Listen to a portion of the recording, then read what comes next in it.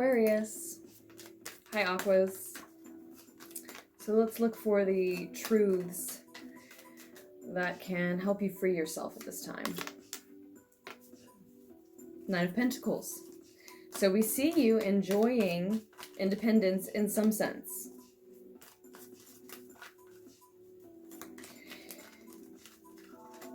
Creating, likely, for a lot of you, considering this particular depiction of the Nine of Pentacles, but enjoying independence in some sense. Some of you may be feeling a little lonely, and yet there's much that you are enjoying about your independence. So you may be financially independent, but not care for the fact that that leaves you working all the time and alone a lot. You may be working on something that you have to work on alone. And maybe it is providing a sense of independence or even physical resources that allow you to be financially or physically independent. Maybe it allows for a space for you to work in where you work independently and you enjoy all that, but there's but there may still be a sense of loneliness associated. A sense of wishing to create for someone other than just yourself.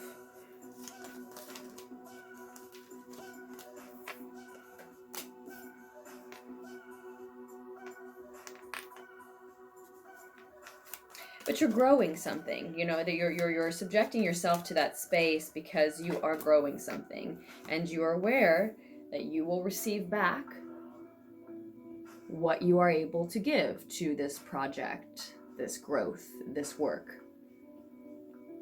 You put so much energy into it and you get so much energy back from that, and it's an equal exchange, and you're aware of that.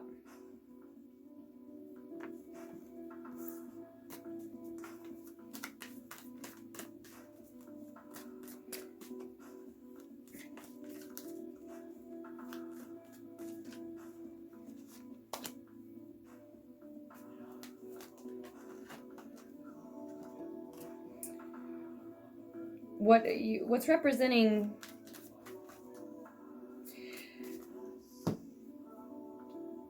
representing the trap here? What's leaving you feeling caged, trapped? What's leaving you feeling like you're not as free as you'd like to be is represented by the Seven of Wands. Some defensiveness, perhaps, or just this need to stick with what you're doing because you believe that that is your way of standing up for what you believe in.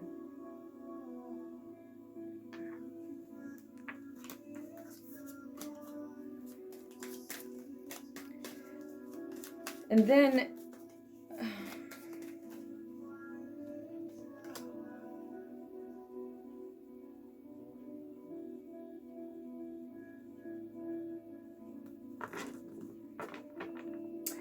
it's like it's as if you're keeping yourself in this space where you're not really creating for anyone else but yourself, because you're trying to protect yourselves, trying to protect your home, yourself, or someone close to you for some of you.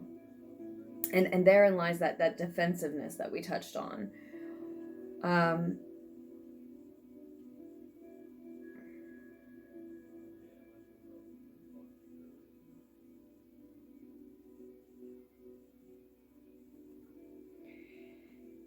What can free you from that is represented by the Devil card. Is there a Capricorn whom you could let in to see your creations, to see what you're working on? Or a Capricorn energy within you that you could allow to emerge that might inform this work, this project further? For some of you, I see that as a Capricorn energy, but for most, I see that there is something or someone contributing to this trap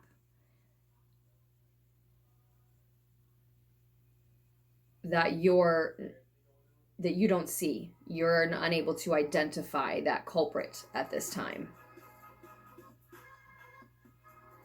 Now, I don't know if you're resisting that truth for some reason, or if you don't see who or what is putting you in that defensive energy and space. There may be some type of a psychic attack here for many Aquarians.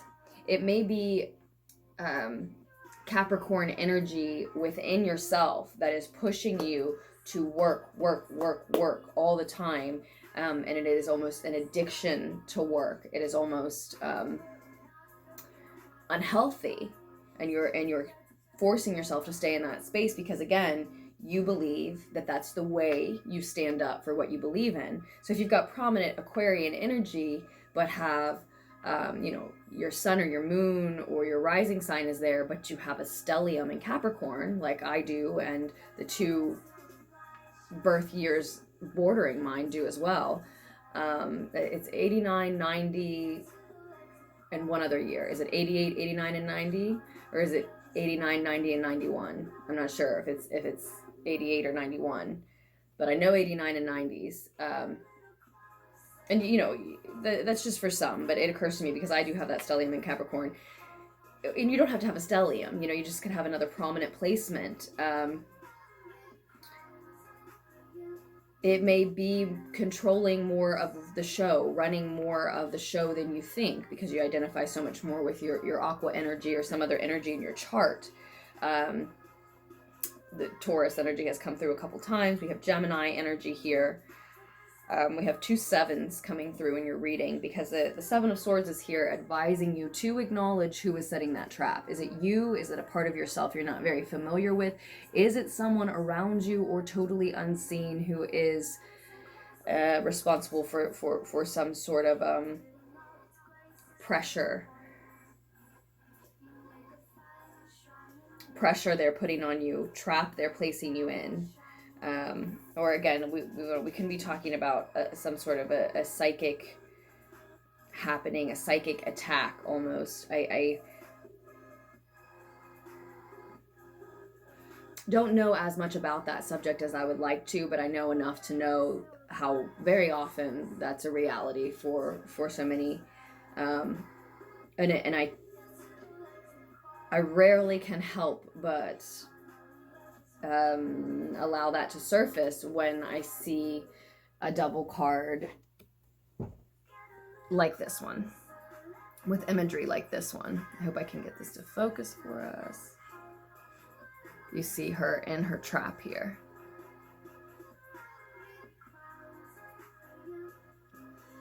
The key in the mouth above her head, the claws, the horns, the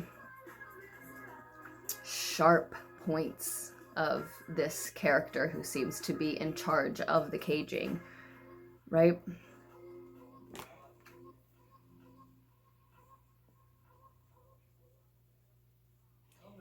He seems to be, he or she seems to be weaving some type of a web with those claws. And there's a heart trapped within that web that it's weaving. So is it someone that, pretends to have a vested interest in you, a loving interest in you, as a family member, romantic interest, or other, a friendly love, but who is actually draining you emotionally, mentally, energetically? If you are resisting seeing what part of you or what person around you might be weaving said energetic trap for your heart energy, then again, the advice is to allow yourself to catch that person, and also maybe be sneaky about what you're working on. Maybe don't let anybody know, because this is all about someone working and webs being woven here with the 8 of Pentacles on the bottom of the deck, and someone is getting away with something, but you're advised to be that someone. Keep your your efforts, your pursuits totally to yourself. If you suspicion that someone might be draining you in some sense, they don't need to know what you're doing then, right? If you don't know who it is, nobody needs to know what you're doing until you sort of figure that out. Keep it to yourself. Don't have that information, that energy available to be drained. And you know, that can be very difficult.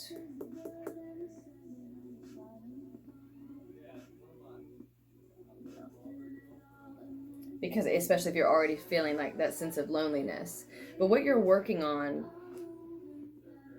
is a new beginning for yourself, or what you're working on leads to one, offers you a new beginning, albeit a risk you may need to take in order to embark on that new beginning.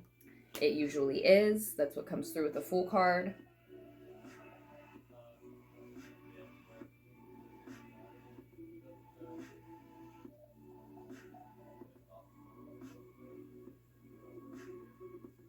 But you have a path that wants to be walked here. You have a contract that wants to be signed, a commitment that wants to be made, and messages that want to be shared. Which is why you continue to work, right? You have inspiration, passionate messages in some form to share with others through this work that you're so focused and concentrated on.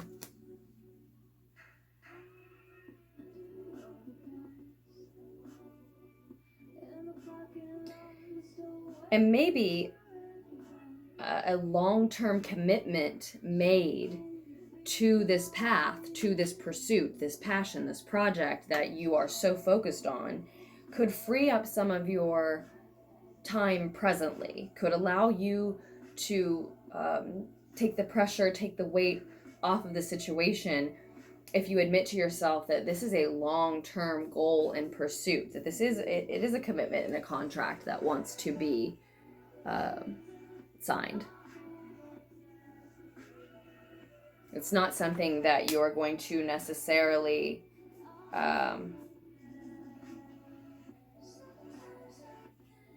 finish working with anytime soon and walk away from. It may be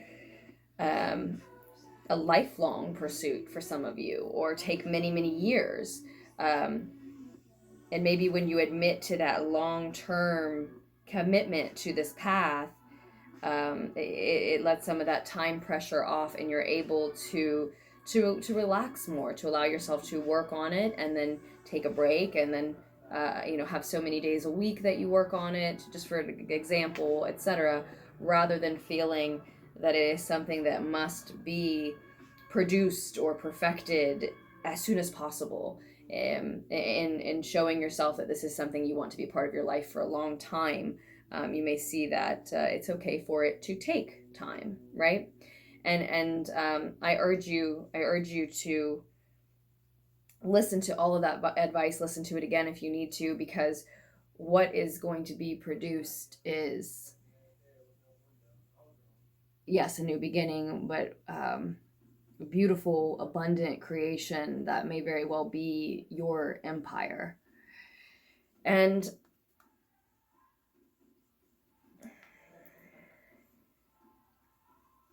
so I see you as the creator, again, multiple times here. And I have to say,